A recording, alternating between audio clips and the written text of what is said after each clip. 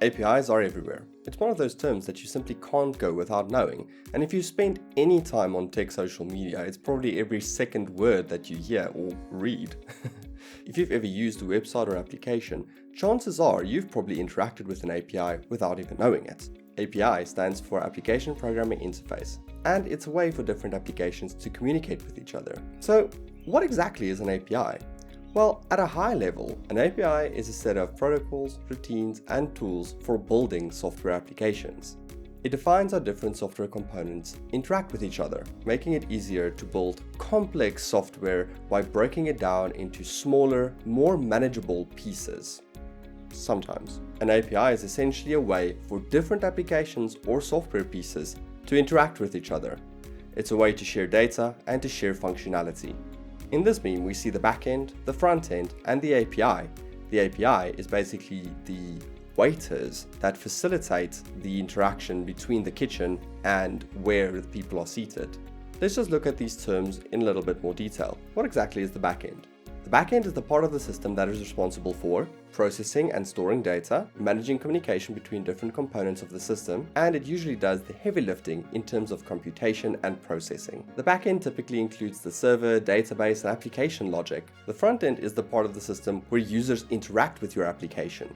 It's the visual side. Think of your front end essentially as your website or the application that users use to input data. It is important to note that APIs are not just used in web development. They're used in many different facets of software development. They can often be used to facilitate data transfer, to make functionality available across different systems, especially in a large organization, and they can be used both internally, meaning inside of an organization, and externally. These will all come with different types of security and architectural setup. So why are APIs used? Well, imagine you're building a website and you need to pull data from some kind of service. Let's say a weather forecasting service. You have two options. You can either one, build your own weather forecasting system, meaning that you'll have to maintain the database, you'll need to retrieve the data from somewhere, it's going to be a whole process. Or you can use existing functionality that exists elsewhere. This is where APIs are extremely useful. You can simply use that weather forecast API to pull the data and display it on your website. No need to create your own weather forecasting system.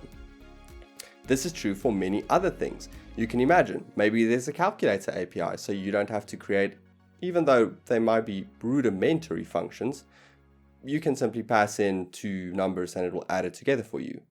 But it goes beyond that. You can also create things such as CRUD APIs, create, read, update, delete.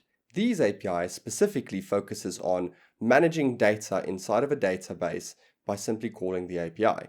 This is great for security and it just makes implementation and software development a lot easier. To simplify, here's a few reasons why APIs are commonly used in software development.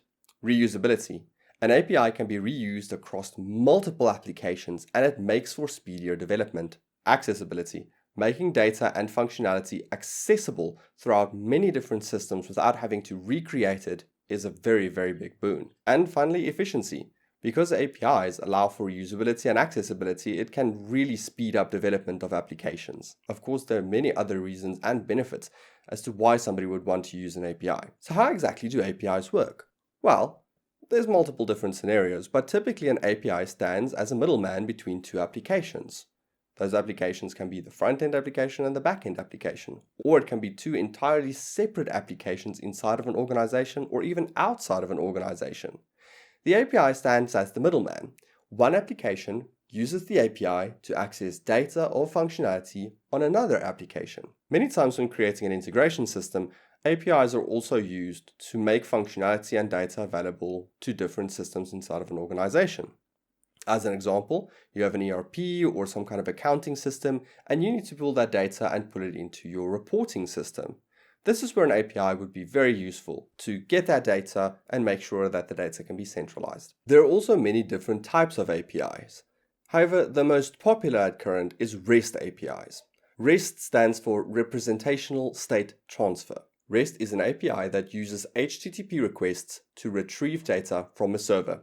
It's used in many popular websites such as Twitter, Facebook, Google Maps, and so forth. Alright, so let's take a look at a quick example of an API. We already went through the weather forecast one, but What else is available? Well, there are things like the Google Maps API that'll allow you to interact with Google Maps and making that functionality available for you to use in your application or your website. There's Amazon Web Services APIs. Then there's also internal APIs. These APIs are created with a specific purpose in mind, and they can do things like data transfer and make sure that functionality can be distributed throughout your organization. APIs are a powerful tool for creating complex software. So TLDR, they allow different applications to talk to each other. I make videos on tech things that I think is important for people to know. This specific video was more focused towards somebody that's being introduced into an API and that heard all the buzz, but they want a little bit more information. I might go into a little bit more detail in future videos. Thanks for watching. Cheers.